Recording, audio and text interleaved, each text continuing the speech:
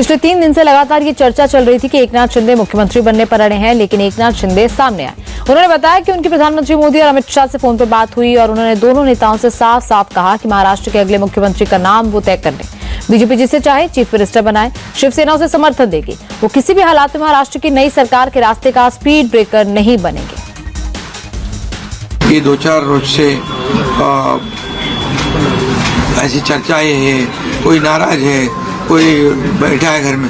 हम नाराज बिराज होने वाले लोग नहीं हैं। हम लोग लड़ने वाले लोग हैं, लड़कर काम करने वाले लोग हैं, लोगों के जीवन में बदलाव लाने वाले लोग हैं। इसलिए अभी जो विक्ट्री हासिल हुई है, इससे हमारी और जिम्मेदारी बढ़ गई है। इसलिए महायुति और तेजी से काम करेगी और केंद्र सरकार और राज्य सरकार मिलकर बहुत आगे बढ़ेंगे और निश्चित रूप से इस महायुति की सरकार स्थापित होगी।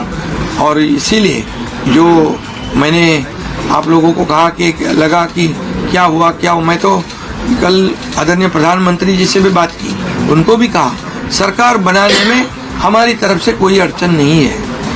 आप निर्णय ले लो, जैसे आपके भारतीय जनता पार्टी वो आपका निर्णय अंतिम रहता है। हम भी महायुति के कौन लीडर है, एनडीए के लीडर कौन है, मोदी जी है, अमित भाई है। तो उनको कहा कि मैंने अमित भाई जी को भी फ़ोन किया, मोदी जी को भी फ़ोन किया, सरकार बनाने में हमारी तरफ से कोई भी रुकावट, कोई भी अड़चन, कोई भी कुछ भी किसी भी तरह का अड़ंगा नहीं है। आप बेशक आप निर्णय ले लो, उस निर्णय की तामील हो जाएगी, निर्णय की अमल हो जाएगी। और मैं आज आप सबको कहता हूँ कि भारतीय जनता पार्टी के वरिष्ठ नेता जो निर्णय लेंगे मुख्यमंत्री पद के बारे में, जो उनका कैंडिडेट होगा, उसको हमारा शिवसेना का पूरी तरह समर्थन है। एकनाथ शिंदे के ऐलान के बाद उद्धव की पार्टी ने तुरंत ही इस पर रिएक्ट किया। अंबादास दानवे ने कहा कि शिंदे कह रहे हैं कि महायुति चुनाव उनकी वजह से जीती, तो क्या चुनाव में मोदी, शाह और फडणवीस का कोई रोल नहीं था? दानवे ने कहा कि पिछली बार शिंदे को शिवसेना तोड़ने का इनाम मिला था। मुख्यमंत्री की कुर्सी हैरात में बीजेपी ने उन्हें दी थी, लेकिन इनाम एक बार दिया जाता है, बार बार नहीं। बीजेपी को क्लियर मेजोरिटी, लगभग मेजोरिटी मिली। 133 उनके साथ कुछ अपक्ष भी जुड़े हैं और 145 करना कोई बड़ा हार्ड काम उनके लिए, बीजेपी के लिए नहीं है। ठीक है, उस पिछले टाइम जो परिस्थिति अलग थी, जिन्होंने शिवसेना में बगावत की थी, इसलिए एक रिवॉर्ड उस टाइम दिया होगा एकनाथ शिंदे जी को, बात कर। लेकिन बार बार रिवॉर्ड थोड़ी कोई पॉलिटिकल पार्टी दे सकती है। उनके चेहरे पे चुनाव लड़ा ऐसा थोड़ी बोल सकते हैं आप। फिर मोदी कौन है, फिर शाह कौन है, देवेंद्र जी कौन है, इनको चेहरे नहीं है क्या? इनको चेहरे नहीं है। ऐसे उनके चेहरे पे चढ़ा, उनके चेहरे पे चुनाव लड़ रहे, तो फिर बीजेपी के कम होना चाहिए था और इनके और आना था, पूरे 80 के 80 आ जाना था इनके। ये सब झूठ बातें है। एक तरफ महायुति अगली सरकार बनाने की तैयारी में लगी है, दूसरी तरफ महाविकास अघाड़ी के नेता ईवीएम के खिलाफ आंदोलन की तैयारी कर रहे हैं। नाना पटोले ने कहा कि कांग्रेस ईवीएम के खिलाफ पूरे महाराष्ट्र में 2 दिन का सिग्नेचर कैंपेन चलाएगी। हम आने वाले 2 दिन के बाद हम पूरे राज्य में सही की मुहिम शुरू करेंगे।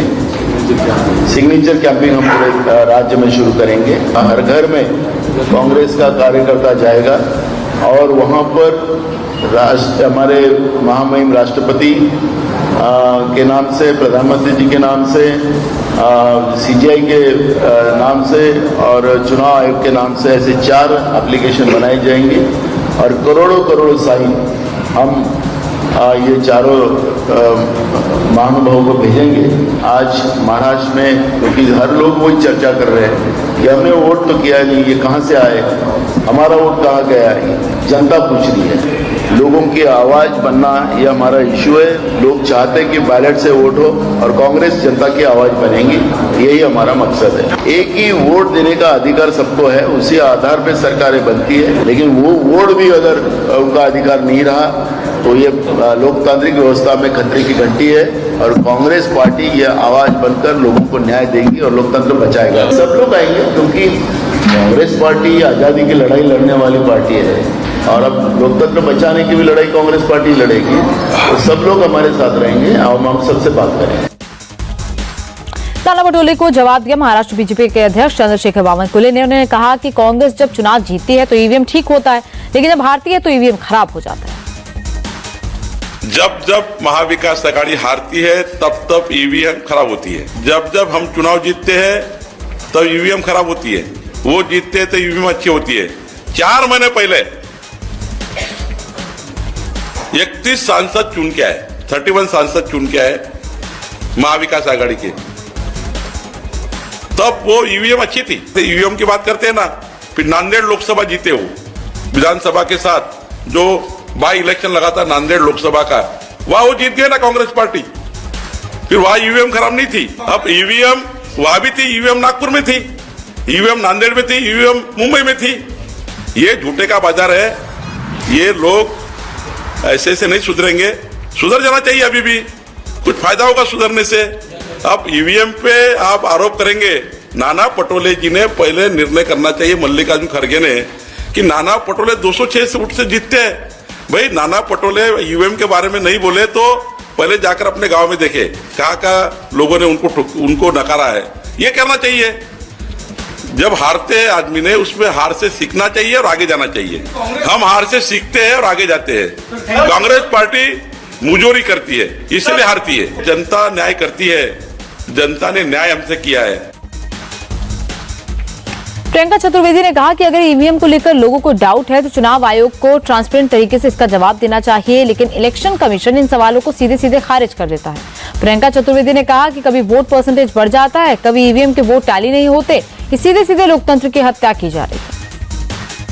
जिस तरीके से ईवीएम को लेकर जनता के मन में भी एक सोच उमड़ रहा है कि हम वोट कहीं दे रहे हैं, अकाउंट कहीं हो रहे हैं। बहुत सारे महाराष्ट्र के इलाकों में ऐसे हुआ है कि उन्होंने आकर प्रोटेस्ट किया है।